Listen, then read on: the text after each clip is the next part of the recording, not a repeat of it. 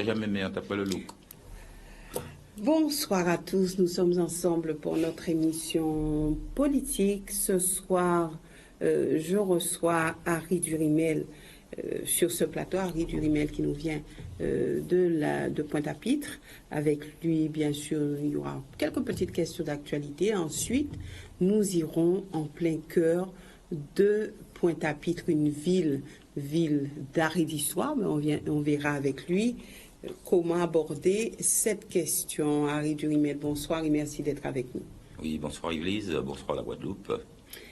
Voilà, une question, on va dire deux petites questions d'actualité. Est-ce que c'est vraiment une actualité, ce dîner entre le président de région, le Premier ministre? Alors c'est vrai que les réseaux sociaux se sont emparés de cette question. Harry Durimel, alors est-ce que le président de région était invité? Est-ce que c'était son dîner?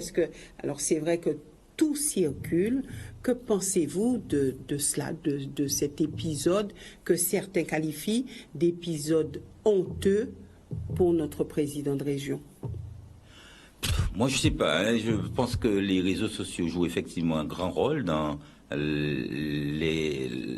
mise en exergue de petits faits et pour moi, de non-événements.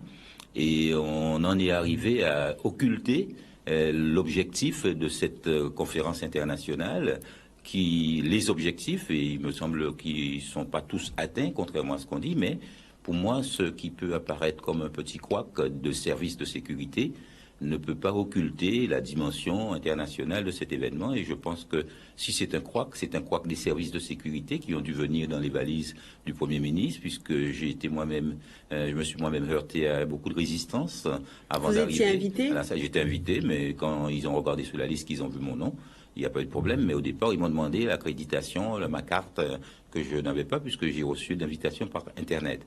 Donc, que dire de ce qui a été... qui a gonflé sur les réseaux sociaux, parce que ça, on ne voyait que ça. Il me semble que c'est un non-événement, parce que je ne pense pas que le Premier ministre, Édouard Philippe, a donné consigne de ne pas laisser entrer le président, qui était l'organisateur, j'ai vu que la région a déployé beaucoup d'énergie et beaucoup de moyens pour la réussite de cet événement. Donc, non, c'est pas là que se situe mon insatisfaction. Peut-être que je crains que la montagne accouche d'une souris, que tout cela n'ait pas débouché sur plus qu'une proposition de 500 000 euros. Mais je me souviens avoir mis en évidence que la dimension internationale de ce problème et que c'était éminemment de la compétence de l'État, dans une brochure que j'avais éditée qui est intitulée Arsenal juridique au service des victimes des algues sargasses.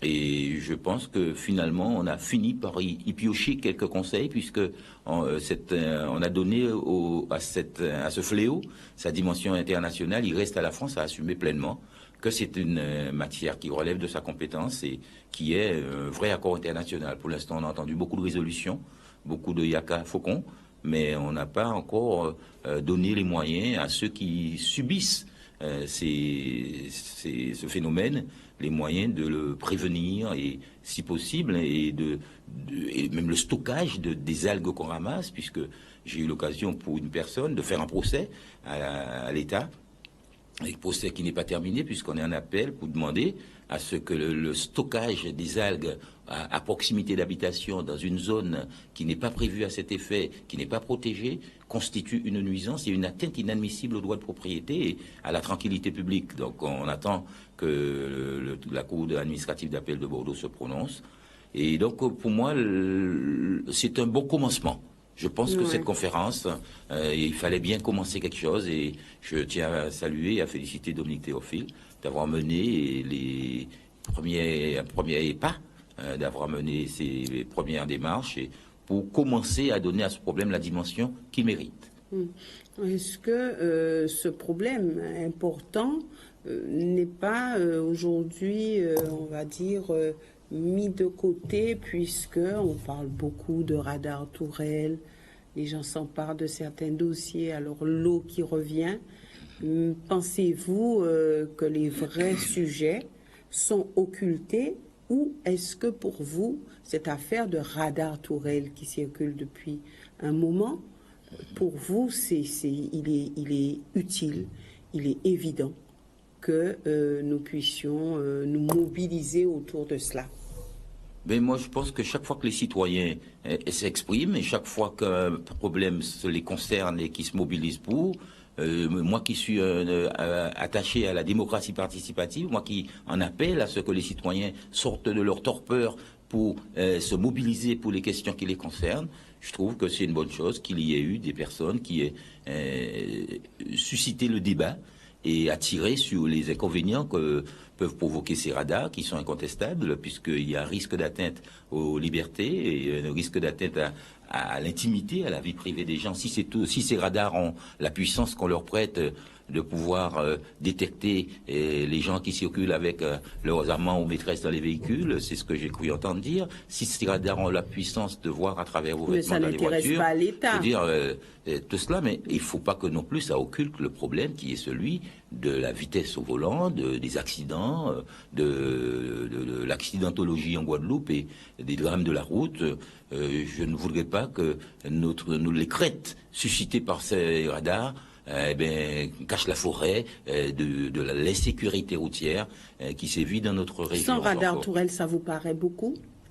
J'entends une discussion sur le nombre. Il paraît que c'était 100 annoncés, mais qu'on n'arrivera pas jusque-là. Et effectivement, sans radar, je ne sais même pas trop où on les mettrait pour qu'on ait le temps de rouler. Il faudrait aussi poser le problème de ces véhicules qu'on fabrique, qui ont la faculté de rouler jusqu'à 260 km/h, et que les vitesses soient toujours limitées. L'écologiste que je suis, qui n'est pas un fervent partisan, un addict de la voiture, je pense que ce qui me concerne le plus, c'est la mobilité douce qu'on doit instaurer dans ce département, la création de cette vedette qui peut, par la mer, nous conduire en d'autres endroits sans prendre la voiture, est une bonne démarche. Il nous faut penser à se déplacer autrement, à réduire les déplacements en ne créant pas des centres superchargés comme Jarry et de développer la Guadeloupe en d'autres points. Tout cela nous concerne. Pour vous, le problème, il est pris par le mauvais bout.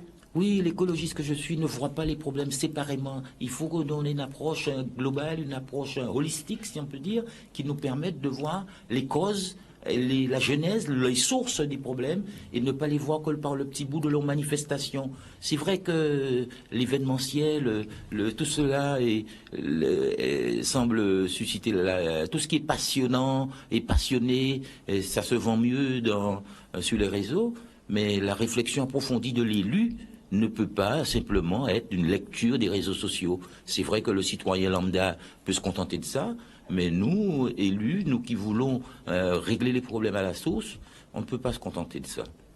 Maintenant, nous partons du côté de la ville de Pointe-à-Pitre. Vous menez un combat depuis bon nombre d'années. Aujourd'hui, nous avons une ville pour le moins bousculée, avec des soubresauts. Il y a eu la démission du maire Jacques Bangou qui a annoncé sa candidature aux prochaines élections municipales. Alors, comment analysez-vous cette situation? Je sais, Harry Durimel, que vous êtes vraiment investi à Pointe-à-Pitre. Vous dénoncez certaines choses depuis bon nombre d'années. Aujourd'hui, que dire au point 3? Est-ce que Pointe-à-Pitre, c'est vraiment une ville en grande difficulté? Je pense que, honnêtement, il y a une seule personne qui dit le contraire, c'est le maire démissionnaire. Tout le monde voit que, du point de vue environnemental, c'est évident, les travailleurs même de la ville se plaignent de ne pas avoir les moyens de travailler. Les entreprises qui étaient chargées de la collecte des déchets sont pas payées et on leur demande d'attendre 4 années pour être payées. On voit bien que la ville de Pointe-à-Pitre, du point de vue environnemental, je connais un haut fonctionnaire qui a dit que c'était pire que certains villages africains. Donc je n'irai pas jusque-là, mais je constate qu'il y a une dégradation environnementale, il y a un déclin aussi du point de vue financier. La ville aujourd'hui a un déficit qui représente 145% presque de ses recettes de fonctionnement. Donc c'est évident que... Le maire disait sur ce plateau qu'il y a des experts qui travaillent sur cela pour expliquer ce qu'il en est exactement pour expliquer la réalité des chiffres. Moi, je l'ai vu sur le plateau lors de cette interview avec vous, et effectivement, lui-même en riait, parce qu'il a été particulièrement joué, et la situation de Pointe-à-Pitre, si un maire démissionnaire peut autant rire sur un plateau, je me suis dit, de quoi rit-il? Et il n'y a qu'un mot créole, une expression créole, qui me permet de traduire ce que j'ai ressenti. Je me suis dit, mais pourquoi M. Kari comme ça? Il dit Kari nous. Alors, c'était ça.